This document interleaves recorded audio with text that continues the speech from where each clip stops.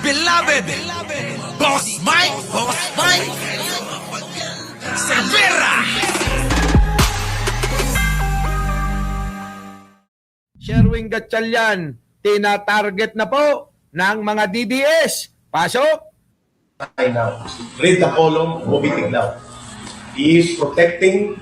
Kita nyo mga kababayan ha, pinag-re-resign na po nila si Wing Gatchalian bilang Senate President at maging senador.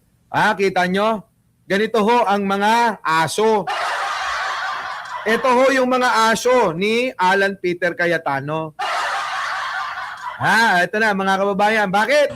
Yung mga anomalya ng pamilya niya using ang kanyang pagpagamit kay Marcos para maging Senate President. Itong kalbo na to, propagandista talaga eh. Ganito po kasi yan eh. Ang pagiging propagandista, mga kababayan, kapag ka ikaw ay siniraan, dadamay lahat. Pamilya, anak, kapatid, ultimo, aso ninyo sa bahay, damay-damay yan, mga kababayan. Ano? Damay-damay, mga kababayan! Eto na, mga kababayan. Pakinggan ninyo. Apat po ang malaking issue doon ngayong araw na to. 34 billion na kontrata niya sa gobyerno, pilit nilang palulusutin sa Reclamation Waterfront Project sa Manila Bay. At ito ang bargain sa kanya, di umano, ni Marcos na matutuloy na. 34.2 billion. Number 2, niloko nila ang gobyerno by selling to the government Express Savings Bank. Ang daming mga binibintang, ano? Tanungin natin mamaya kung sino source nito. Ito kasing kampo ng mga Duterte, puro daldal lang ito eh. Lalo na itong kalbo na to, kalbo propagandista yan. Kaya nga pala yung kaso sa kanya ng cyber libel eh. Ngayon, mga kababayan ko, sino ang source mo sa mga pinagsasabi mo? Kailangan masabi mo yan kung sino. Incorporated sa Laguna, losing at bankrupt na bangko pinili ng LOA, ng Local Water Utilities Administration. Ang lugi ng gobyerno ngayon 1 billion. 3, ngayon ko lang nalaman, may utang sila sa SSS. Kasama kayo dyan. Pawis at dugo ito na hindi nila binayaran. Kita nyo, no? Kasama kayo dyan. Ganon, ano? Yung pag-mamanipula ng isip ng tao, ganon. Kasama po kayo dyan sa mga ginugulangan ng pamilya ni Wing Gatchalian. Galing, ano? Kasi yan yung expertise nila, mga kababayan. Yung pagiging propagandista. Yung mga kababayan, obstructionist. Sabi ni Atty. Claire Castro, obstructionist. Ganyan, ang gagaling, ano? Sila, more than 600 million noon, ngayon 1.3 billion ang amount ito. Sa SSS, at ngayon, dinidribble nila sa korte by filing cases para hindi mapagdesisyonan. Pangapat, mga kababayan, mayroon po silang involvement sa Jose Velarde accounts na dapat ibalik sa gobyerno. Ang amount should be 580 million 20 years ago, ngayon ay 1.2 billion. Lahat ng ito ay mga bagahe na bitbit ni Sherwin Gatchalian. Kita nyo mga kababayan, ano? Ang tanong kasi ganito mga kababayan, bakit ngayon nyo lang nilalabas yan? Kaya napag-iisipan ng mga tao, lagi lang kayo na propagandista. Propaganda na naman, di ba? Black propaganda, ganyan. Kasi, di ba, natalo si Alan Peter Cayetano. Sino ngayon ang popondo para magngangawa yung mga aso? Ganun lang naman yung Tina Reyes eh. Di ba, Charlie Whiskey? Eto yan, mga kababayan, ha? Sino ang tinalo sa pagiging Senate President? Hindi naman kaila sa atin, mga kababayan, na si Alan Peter Cayetano ay biter na biter. Hindi niya matanggap yung pagkakatanggal niya bilang Senate President. Dahil buwis-buhay yung nangyari na yun eh. Kaya siya naging Senate President. Di ba, mga kababayan? Ngayon, eto na. Gumagawa na naman ng ingay yung mga aso. Ang tanong, maaalis nyo bang isipin ng taong bayan na walang kinalaman si Alan Peter Cayetano dyan at yung iba na mga kaalyado niya? Di ba? Ngayon, mga kababayan ko, Bakit ngayon nyo lang nilalabas yan? Kung matagal na palang panahon yan. Eh mga kababayan, natatandaan ko, Jose Velarde kay Erap yan. Nakuha nyo? Mga kababayan ko? Oh, Jose Velarde, panahon pa ni Erap yung Jose Velarde account na yan. O ano na nangyari dyan?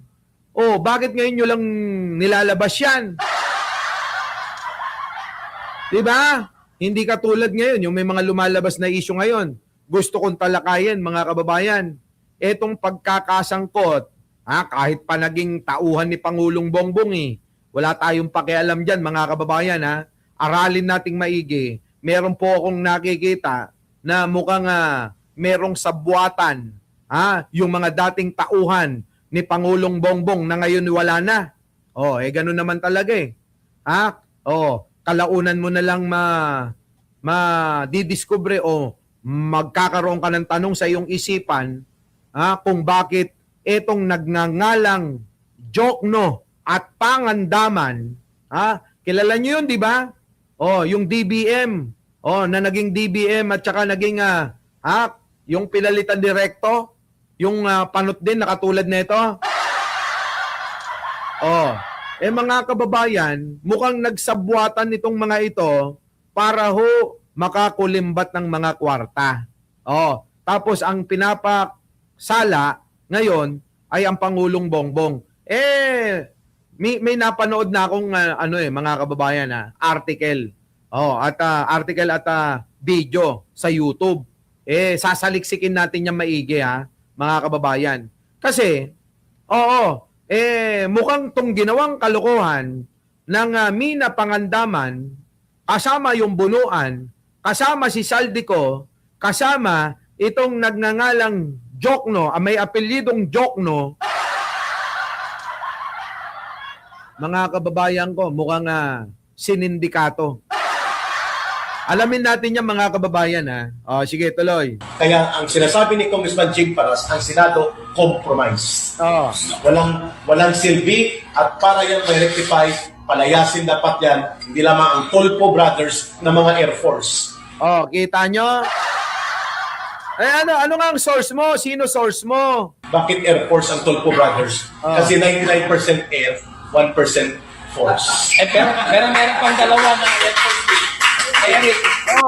Narinig nyo? Sino ang source niya? Nagdaldal lang ng nagdaldal. Wait lang, baka nandito sa unahan. Balikan natin. Dahan-dahanin natin. Chalian must resign now. Read the column, Bobby Tiglao. Naku, putang ina. Ang source niya, si Bobby Tiglao, yung tabingi ang muka. Anti-Marcos yun Yun naman pala Tingnan nyo mga kababayan. Sino source mo, Kalbo? When Chalian must resign now. Read the column, Bobby Tiglao. Yun! Putang inang yan mga kababayan ko. Eto na ngayon ang naging pala. Ang reference niya, sinasabi niya, yung column daw ni Bobby Tiglao. Yung pong mukhang Ewoks ang muka. Yung mukhang Ewoks ang muka, yung Bobby Tiglao, yung mukhang Ewoks ang muka. Di ba? Yung ewan ko, parang maligno ang mukha nun Di ba? Ngayon, tao ni GMA yun. Di ba? Tao ni GMA yun. Mukhang Ewoks, syndicate. Ewan ko sa inyo kung naalala nyo pa yung palabas na Ewoks nung bata tayo. Di ba? Merong ganun mga kababayan yung Ewoks, di ba mga kababayan? Ganun ang itsura ng Tiglao. Yun ang source, mga kababayan, na pinagmamalaki neto si Celes. Wala na mga kababayan. Yung kanya chismis, yung kay Tiglao intriga. Kaya anong gagawin nila? Di ganyan talaga. Sasalsalin nila ng sasalsalin yan. Laban kay Sherwin Gatchalian, mga kababayan. Kawawa naman si Sherwin sa Star Wars. Ganun nga. Ay, garo. Oh, ngayon, ano masasabi nyo dyan, ha? Oh, di ba? Oh, she said, oh, he said, mga didilis. Sabi ni Noel Sasi. Oh, wala pa ba si Argo? Baka kilala niya din yung... Tiglaw yan din ang naglabas ng fake na police report ng Beverly Hills. Kita nyo? Fake news nga ni... Paano natin paniniwalaan yan?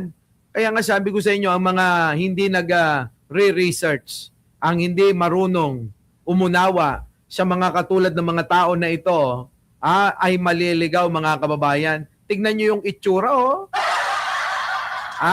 Itsura pa lang mga kababayan, hindi nyo na pagtitiwalaan. O ano bang trabaho nito? Wala. Walang trabaho si Celes. Pero mga kababayan, kita nyo naman, nabubuhay.